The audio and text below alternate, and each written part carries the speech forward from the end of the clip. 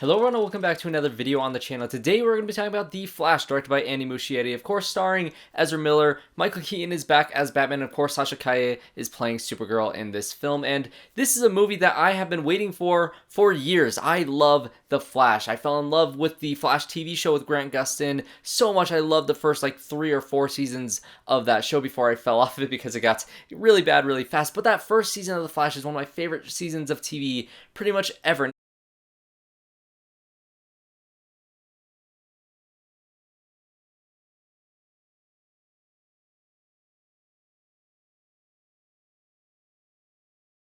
Finally in theaters, and I am so conflicted on this movie. I will say that I did enjoy it for the most part. There are some great moments in this movie, but I couldn't help but feel conflicted and kind of struggling with my thoughts on this movie, especially with the ending. So this is going to be a spoiler review for The Flash. So if you've not seen The Flash and you've not been spoiled already on Twitter, because Twitter is just a hellscape right now with Flash spoilers, definitely do not watch this review. Or if you're actually interested in just seeing what this movie's about, hearing all the spoilers because you don't want to support the movie because of its star, that is also understandable. So let's just jump right in for these spoilers. And I genuinely do not know where to start with this film, so we're going to go in order of the events of the film itself. And so the movie kicks off in the regular DCEU. This is a continuation of the universe that we've been kind of living in for the past 10 plus years. And, you know, this universe has gone through so many different iterations. This is more so following the Walter Hamada sort of takeover after the Zack Snyder, universe ended after the whole reshoots with Justice League. And so it's kind of following that continuity and that tone. So if you're wondering what tone and what storyline that they're kind of continuing with this one, that is the continuity that they're continuing, at least at the beginning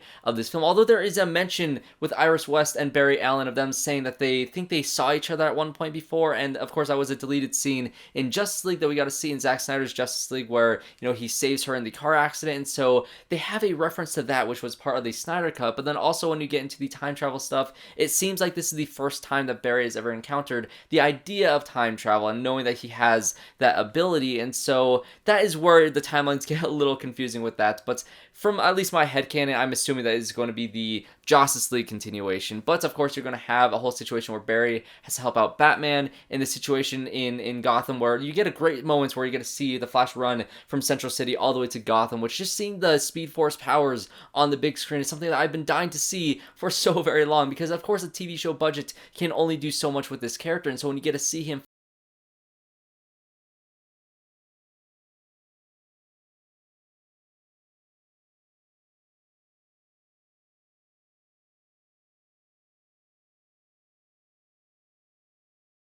I will get into the CGI a little bit later on in the review when it comes to some other weird and questionable, CGI choices. But the CGI baby scene was also a fun moment where you get to see the Flash saving some people, because this movie does have some heroic moments from our heroes, which has been very few and far between in the DCEU thus far. This is, of course, at a time in Barry's life where his father is still in jail after being accused and convicted of killing his own wife at the very beginning of, Barry's life. When he was a kid, he dealt with this very, very traumatic event that kind of defined his entire life, that led him to that crime lab where he's struck by lightning, and everything that had to do with the origins of the Flash felt very much in line with the TV show. I think that both versions of this character follow the storyline of the Flash very, very faithfully, and of course this triggers the whole Flashpoint event where the Flash, realizes that he can go back in time and possibly save his mother. The idea of putting that, can of tomato sauce inside of her shopping cart, so then that whole situation where, the father left and she died would have never happened if they just didn't have that tomato can inside of that basket. And so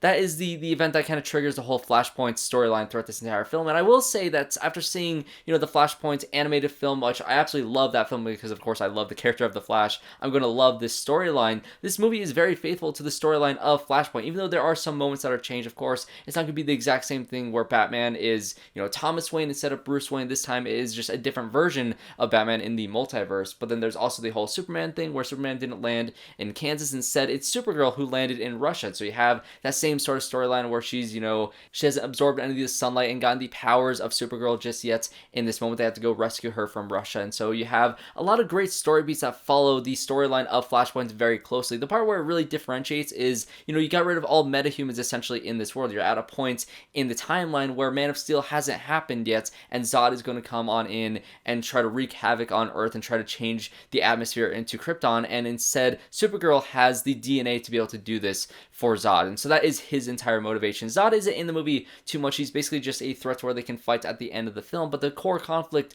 of this movie really is Barry against himself, which I think is a very, very good idea to take this, origin story essentially for the Flash, because this acts as two different things. It acts as a big screen Flashpoint adaptation, which, I love that storyline, and you get to see all those great moments on the big screen. It also doubles as a multiverse movie, trying to reset this whole DC universe for what James Gunn is going to do in the future. And it's also doubling as the first Flash movie, so you're dealing with the origin story of this character and why he does the things that he does and why he is who he is. And I think that the Flashpoint storyline, I know a lot of people were hesitant for them starting at Flashpoint for a live action adaptation.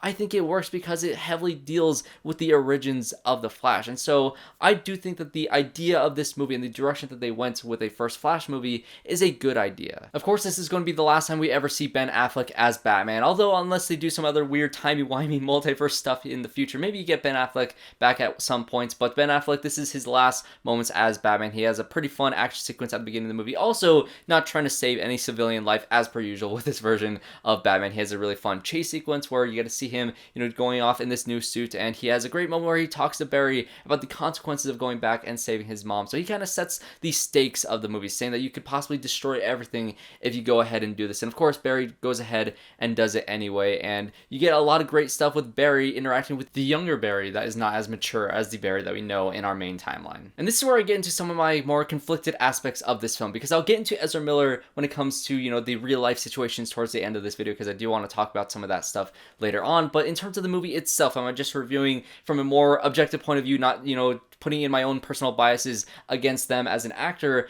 Their performance in this movie is conflicting to me because, you have this really weird, quirky character that this version of Barry Allen is in the DCEU, with Ezra Miller playing this character. And, it was like that in Justice League, both the Snyder cuts and the Joss, Whedon cuts of that movie. And so this character has always been really antsy and very nervous and awkward, and that continues in this film, honestly heightened to an even greater degree because this movie has a lighter, more pulpy tone to it, has a more campy tone. I think this younger version of Barry just feels very obnoxious and very, frantic in this movie, and Ezra Miller plays that as well as they can possibly do because that is what they are good at. But I don't know if that is a good choice for the character of Barry Allen. I don't see Barry Allen as that type of person that is that awkward and nervous, although, in the Flash TV show, he definitely was not like that in that storyline. And so maybe I'm just so used to seeing Grant Gustin play this character that's seeing a full movie with Ezra Miller as the Flash, it feels a little bit off because I'm used to a different actor.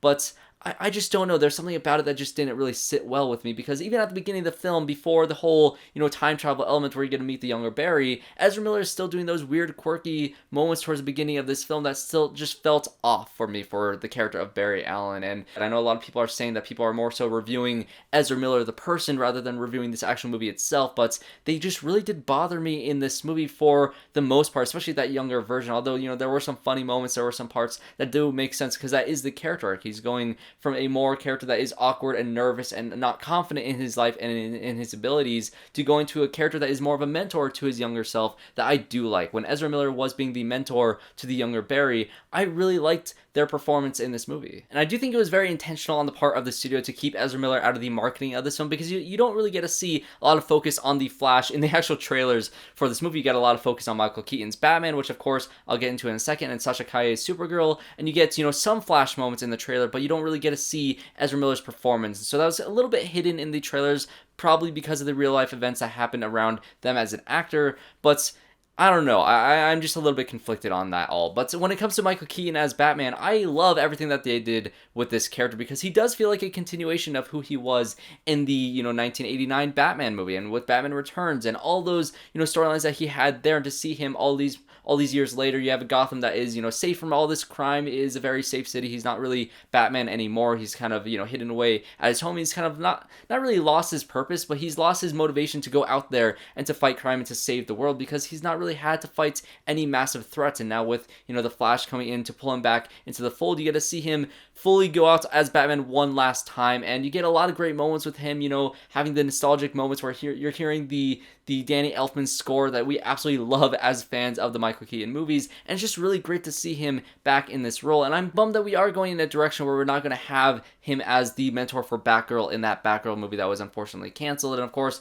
there was plans to have him be the main Batman in the new DC universe before James Gunn took over. And of course, we get the very ending of the film, which, spoiler alert, you have George Clooney coming back as Bruce Wayne at the very end of the film, which that really did confuse me, because I know James Gunn has said in the past, when there's rumors about George Clooney being the Batman in his DC universe, he turned that down. He said that they're going to cast a brand new actor. And so I honestly don't really know what this means for the DC universe. I don't really know what in the world is going to go on. I thought I was going to get a lot more answers for what they're going to do in the future of James Gunn's, plans for the DC universe after this movie came out. And after seeing the movie, honestly, I don't really know if we had any answers really to any of the questions that I had. If this is to be taken at face value, then what we have is we're keeping Ezra Miller as the Flash. We're keeping Jason Momoa as Aquaman in the post-credit scene. You get to see the Flash trying to explain the situation that he changed the timeline again, and now, Bruce Wayne is no longer Ben Affleck, and he's now George Clooney. And so if we take it at face value, then we have George Clooney as Batman for Brave and the Bold, which I do like George Clooney a lot, and I do think that he can get some redemption as his character. And honestly, I wouldn't mind if George Clooney continued as Batman in the future of the DC universe. I can see him as a character that can be a father figure to a Damian Wayne, and I can see that for a Brave and the Bold storyline. This doesn't necessarily have to be a continuation of Batman and Robin, that tone and that goofy, campy style that was in that film. It just is kind of a redemption for this actor in this role, and I don't think there's anything wrong with George Clooney as an actor as Bruce Wayne. As his Batman, I think that was more of a problem with Joel Schumacher,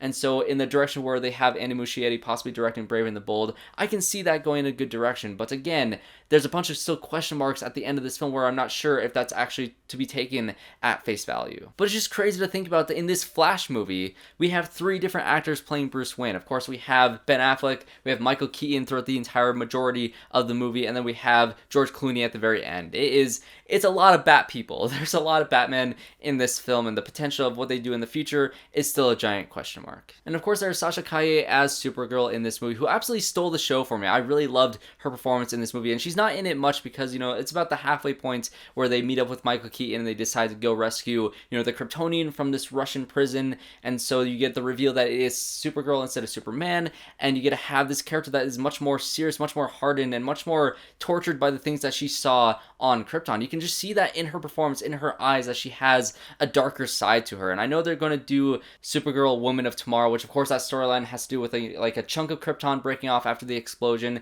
She's kind of floating through space, and she basically has to watch all these Kryptonians that she knew die in front of her, and she feels helpless to save all of them. So if they're going to set up a character that is a more darkened, hardened version of Superman, essentially, has the powers of Superman, but of course is a more serious and more, tortured version of that character, I think that Sasha Calle plays that perfectly in this movie. So I really hope they keep that actress playing Supergirl in the future of the DCU. She was really good, and I loved every single moment that she had in this film. I just wish there was more of her, so I really do hope that they keep her on for the rest of the DC universe. And so of course at this point in this film, you have gone through the whole thing with the DCEU, you've gone back into the past, and you now have Barry mentoring his younger self. He also lost his abilities in the process of getting his younger self the abilities of the Flash, and so he's kind of in that mentor stage where he doesn't have the powers of the Flash, but he knows he has the knowledge of the Flash, and so he can kind of teach him his ways. There's a moment where, the younger Barry freaks out about having the powers and runs around. You get to see how he reacted to having the abilities of, the Speed Force, and so that was a really funny and fun sequence that you got to see here. You got to see Michael Keaton, you got to have all that nostalgia return, you got to save Supergirl, so now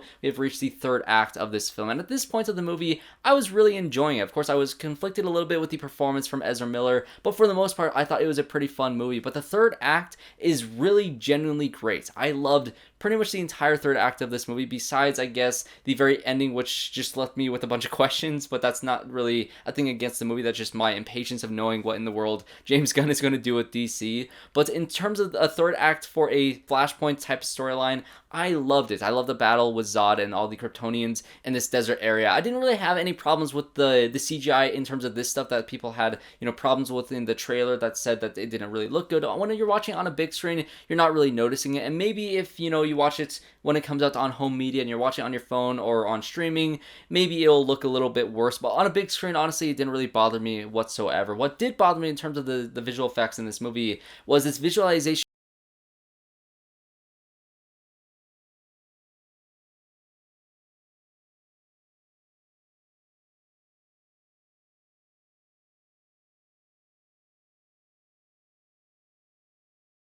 of all the events that you've seen in this film. It's kind of hard to explain what it looks like visually. In this movie, you just kind of have to see it to believe it, but everything looks like an uncanny CG version of whatever they're supposed to be, which this has to be a stylistic choice because there's moments in this movie itself that you get to see in this, time stream, essentially, and it's basically a CG recreation of something that you already saw in live action, so it's basically a worse looking version of something that you saw earlier on in this movie itself, so it has to be a purposeful choice, because if that was not a purposeful choice and it just looked that's like uncanny, I don't really know why. It kind of took me out of the movie the first time you saw it, but they keep on doing it. And of course, at the very ending of the movie, you get to see a lot of cameos from other, DC properties that happened in the past. You get to see Christopher Reeves, and I don't remember that actress's name that played Supergirl in the 90s and 80s, but you get to see them at one point in its own little universe. You get to see Nicolas Cage's Superman in one universe. You get a little scene where you get to see him fighting off that giant spider, which of course, if you've seen the concept art, or if you've seen John Stepp's documentary, The Death of Superman Lives, if you want to know more about the whole storyline with what happened with that, if you did not know at all that Nicolas Cage was cast as Superman at one point, that documentary has a lot of great information on exactly what happened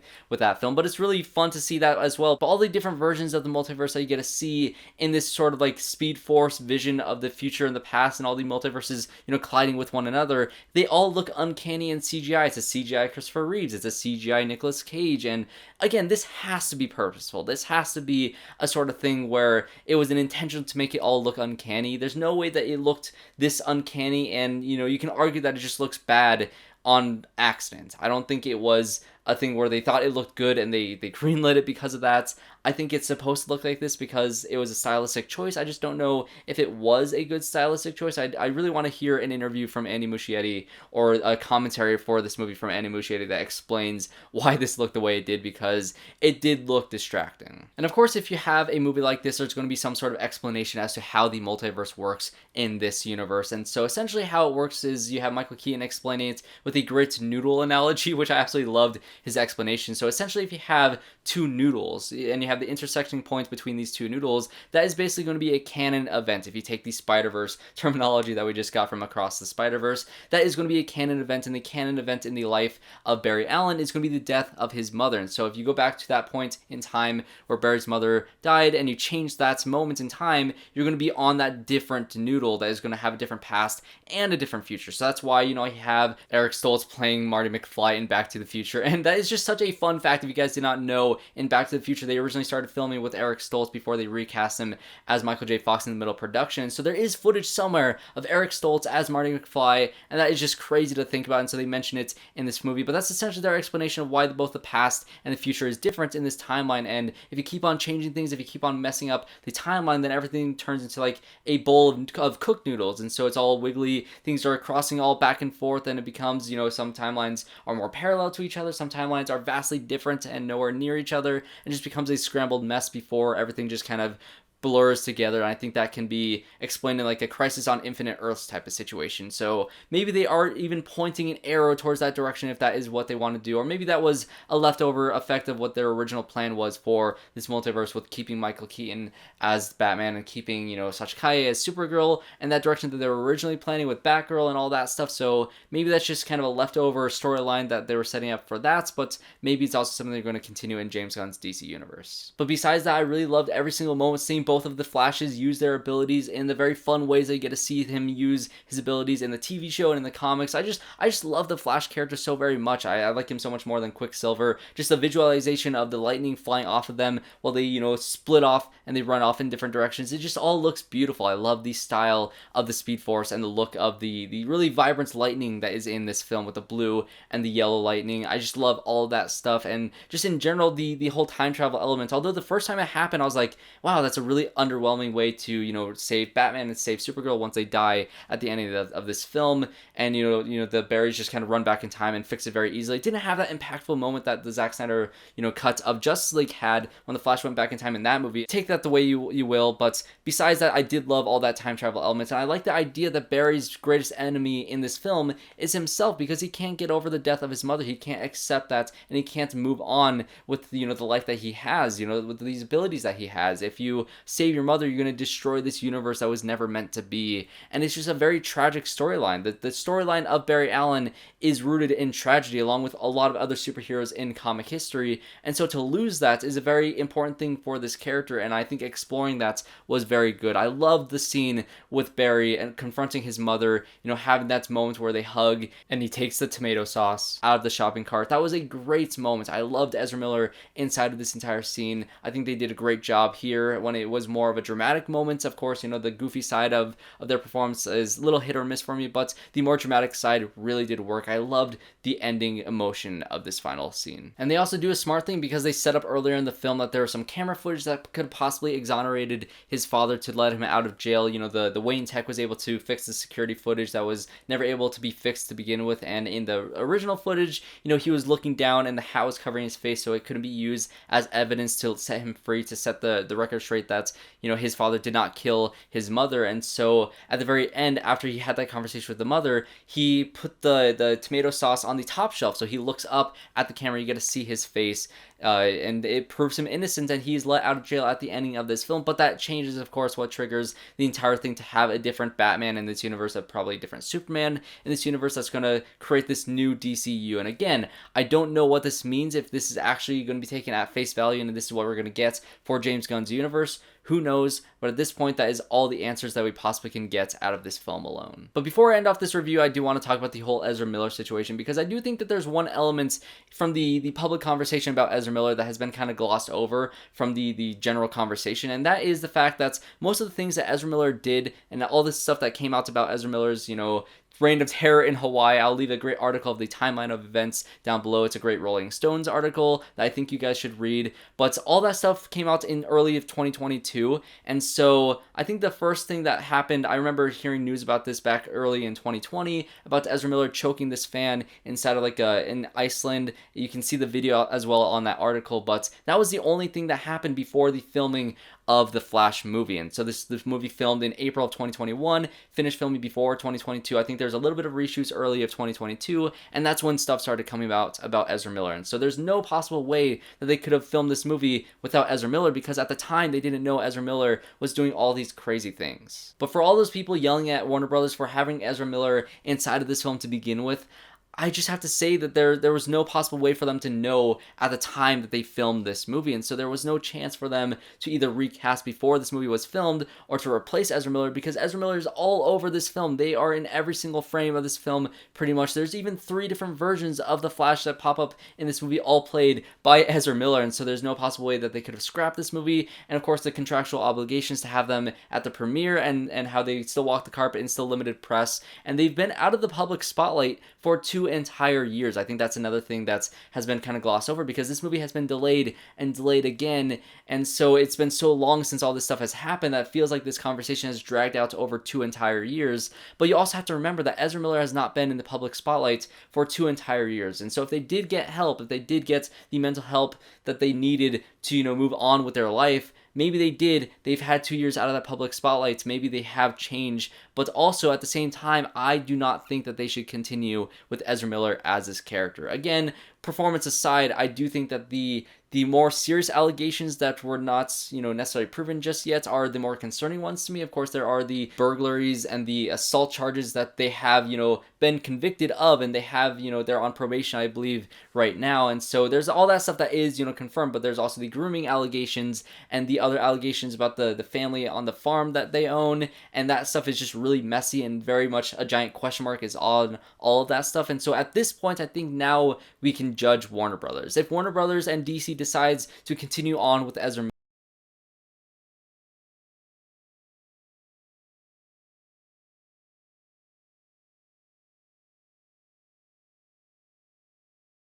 possibly done that. And so now is a point where you can be worried about the future of the character of the Flash in the DC universe. Whether they keep Ezra Miller or not is up to them at this point in time. And of course, they were not going to announce if Ezra Miller was already fired or already, considered to be recast in James Gunn's universe. They're not going to announce that before the release of this movie. And so now all eyes are on James Gunn and Warner Brothers and David Zaslav of whether or not they're going to continue with Ezra Miller or not, whether or not those allegations against those more serious things are going to be cleared up in any sort of way, way, or if, you know, they really have gotten the help over the past 2 years, which I think they definitely have gone through a lot of help, and you can tell that they have, you know, kind of tempered down a little bit, especially with all the things that they handled in the premiere and the very limited press that they have had throughout this entire process, which is very abnormal for this size of a film. Usually you would have your star in every single interview doing all these different junket interviews, and Ezra Miller has not done any of that stuff. And so they're doing exactly what they said they were going to do. They were going to have them get some help, they're going to do limited press, and they're going to assess the future of Ezra Miller in the DC universe at this point in time. And so that is all my thoughts on that whole situation with Ezra Miller. Again, I do think that they should go ahead and recast this, because I think this is just such a messy situation. And if you are going to restart with James Gunn's universe with this new Superman Legacy stuff, maybe that is a good idea. But that is going to be my review, and that is also going to be where I pass the question off to you guys. What do you guys think of the Flash movie if you guys did decide to watch it? What do you think about the future of the DCU? Do you think they're going to keep the whole George Clooney thing and keep Aquaman and keep the Flash and keep all these sort of things and kind of reboot everything else around them? Or are they just going to do a clean slate that they just haven't announced just yet because they want to get through, you know, this movie coming out and Aquaman coming out before they decide to scrap everything? What do you guys think is going to be the future of James Gunn's DC universe? What do you guys think of the Ezra Miller situation? What do you guys think of the film itself? Like I said, I'm a bit conflicted on it. I did enjoy it overall, and that third act was just so good. And so what do you guys think about this movie? Comment down below. And also, if you enjoyed this review, make sure to subscribe to the channel to see more reviews just like this one. So thanks everybody for watching. I hope to see you all in my next one.